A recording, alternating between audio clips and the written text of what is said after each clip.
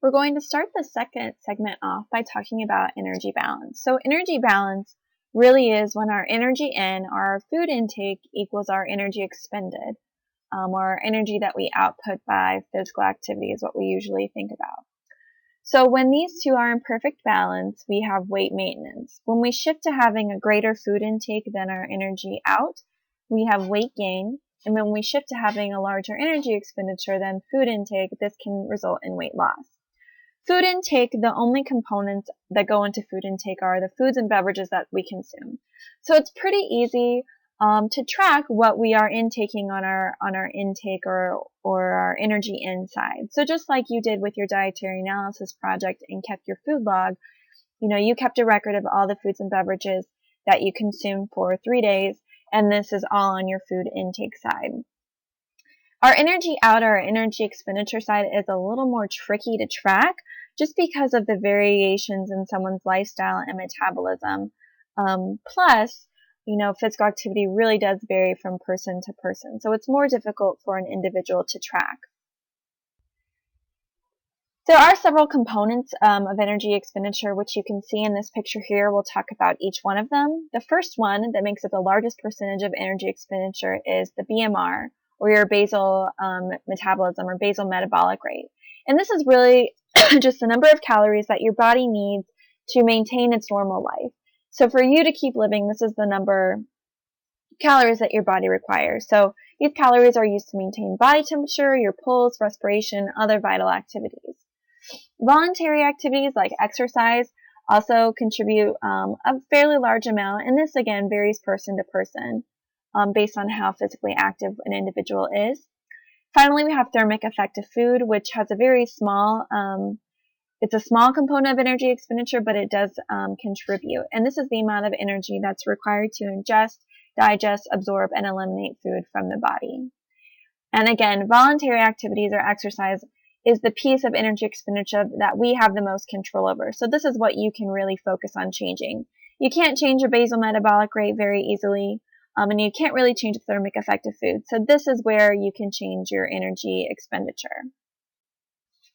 There are many factors that influence BMR, or the basal metabolic rate, which is what makes it difficult to change. So as we get older, your BMR decreases. With increasing height, BMR increases. When you're growing, BMR increases. Body composition plays a role in influencing BMR. So individuals that have higher lean body mass have a higher BMR. When you have a fever, your BMR, your energy needs increase.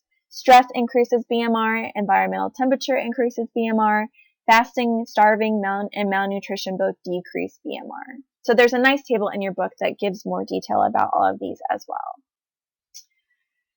Then we're going to talk about estimated energy requirements, or the EER. So this is the DRI recommendation. So think it back to all the DRIs for the nutrients that we talked about. There's also a DRI recommendation for energy requirements. And these are based on an individual's age, their gender, weight, height, and physical activity. So as we talked, some of these are very similar with BMR. So energy needs overall decrease as an individual gets older. Men need more energy than women. Taller people require more energy, and individuals who are more physically active also require more energy. So their energy requirements would be higher. These estimates are based on a reference man or woman. So this may or may not be you. So really it is just an estimate, and it's a starting point. So every individual is different, and you kind of have to play around with what your energy requirements really are. But again, this is just an estimate, something to use as a starting point. Okay, we talked a little bit about body mass index, or BMI, in the previous segment, but now I want to tell you how to calculate your own BMI, and you'll need to do this for part of your dietary analysis project. So BMI, the label is in kilograms per meter squared. So we can calculate it using pounds and inches, which is what you probably have, and then when you multiply that by 703, that will give you the kilograms per meter squared. So whatever equation you use, you're taking your weight and you're dividing that by height squared, and then that's going to give you your BMI category. So you can find whether you're underweight, normal weight, overweight, or obese. So really you want to be in this normal weight category. If you're not, that's okay. As we talked about before, just because you're overweight or obese doesn't mean that you're unhealthy. if you are in this underweight category, probably want to think about, gaining a little bit of weight, because we know that having a little bit of fat is beneficial and protective of health. So there are some limitations with body mass index, in that it doesn't really indicate how much of a person's body weight is fat or muscle mass, or where this fat is located. So two people can have the same BMI, but one can be you could see that they're very healthy, and one you can tell is very unhealthy. So this picture does a nice job showing that. So we have a bodybuilder here, and then we have someone that definitely, this guy works out a lot. He looks very muscular. This person has a lot of central obesity, definitely, I would say, is obese and probably has some health risks. However, they have the same height, they have the same weight, and so their BMI is the same. So body mass index isn't always appropriate, especially if we're looking at people like athletes. So many athletes will be classified as being obese when they have no health risks that are associated with obesity. So there are some limitations with body mass index. So because of that, there are other ways that we want to, or other methods we can use to assess body composition and fat distribution. So we talked a little bit about waist circumference. So you can see that being done here, just used with basically a tape measure. The skin fold test, you use these skin fold calipers and test about, there are several methods, but you can use 3 sites, 7 sites, 11 sites, and you squeeze the amount of fat, and then there's a big formulation to determine an individual's body fat. Bioelectrical impedance is basically a scale that you stand on, and it can tell you the amount of body fat a person has, the amount of fat mass a person has, and it also tells you the amount of water in an individual's body. We talked a little bit about DEXA, or the dual energy X-ray absorptiometry, when we talked about osteoporosis. So again, this is a picture of that. So it does give a nice picture of bone health, but it can also tell us about fat distribution, muscle mass as well. All right, talking about hunger and appetite. So hunger is the physiological need for food, and it's stimulated by the absence of food in the digestive tract. Ghrelin, which is a hormone that stimulates appetite. So usually individuals that have high ghrelin will have an increased body weight. So what ghrelin does is that it promotes energy storage and weight gain, and there is a relationship with sleep. And this is becoming more important as fewer of us are meeting sleep recommendations as well, and we have this obesity epidemic. So you can read more about ghrelin in your textbook. With hunger, we also want to talk about appetite. So appetite is the psychological desire to eat. So hunger is physiological. So, when your stomach is growling and you feel those signs and symptoms of, you're hungry, that's physiological hunger.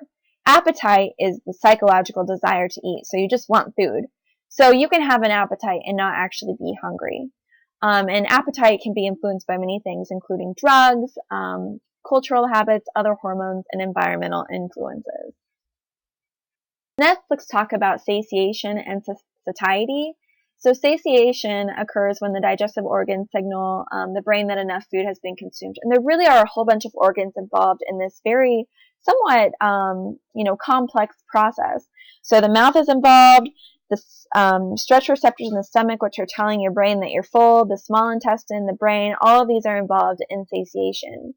Satiety is when we have these feelings of fullness. So we know that we're actually full. And this helps to regulate the frequency of meals. And another hormone that's important related to satiety is leptin. So leptin actually suppresses appetite. So individuals who have higher leptin tend to be on maybe like a normal body weight. So obese individuals may have decreased leptin levels. Meal composition can also play a role in satiation and satiety. So of the macronutrients, protein actually has the greatest satiating effect, so it provides us feelings of fullness for longer. And foods that are popped with air, so you could think of something like popcorn, also has some satiating effects, as does foods that are very high in water. Right. For the last part of this segment, we're going to talk about different theories of obesity on both the intake side and the outside of the body. So on the inside of the body, we have the set point theory, which basically is saying that everyone's body is like a thermostat, and that your body organs are really what's regulating body fatness. So your body's metabolism may adjust to maintain a weight within a narrow range. So the theory behind this is that some individuals may never be able to gain weight or never be able to lose weight because they have this set point where their body will not let them out of this narrow range. There's also the theory based on thermogenesis, which is based on brown adipose tissue or BAT. So brown adipose tissue uses calories from this tissue to produce heat. So individuals that have more of this brown adipose tissue are burning more calories and may be on the more normal weight side or have a decreased body weight. There's also, a lot of talk about genetics and obesity. And while genetics do play a role, it's not the only cause of obesity. So there are some actual genes that are related to obesity. But also, if you have a parent or a family member, this can also increase your risk of developing obesity later in life. So actually, having one parent increases the risk, and having two parents increases the risk even more. And moms that gain a lot of weight or have gestational diabetes, this increases the risk for their child to experience overweight or obesity sometime within their life as well. Outside of the body, there are several theories as well. So there are a ton of external cues to overeating in today's society. So food is everywhere. Large portions are everywhere. You can get a supersize of anything that you want. We have a lot of stress in today's life, and we always have our comfort foods available. So there are a lot of external cues that are promoting overeating. There's also the thought that some of the food supply can be addictive because of the high fat and sugar content of some foods. I don't like to call foods addictive because I don't believe this theory. And then really with the addictive piece of it, the thought is that once you restrict these foods and then you have access to them, it causes you to crave them even more. Physical inactivity is a big problem in today's society. We're sitting at the computer more, or watching TV more. You're sitting here watching this lecture as part of an online class, so I'm basically promoting physical inactivity. But just really our physical activity has decreased pretty much in the same time fashion as obesity has increased. Our neighborhoods and built environment also have a big effect on obesity. So some people live in food deserts where they don't have access to healthy food. And then our environments are not really set up to encourage physical activity anymore. So, parks may not be safe, and it's not as safe to just go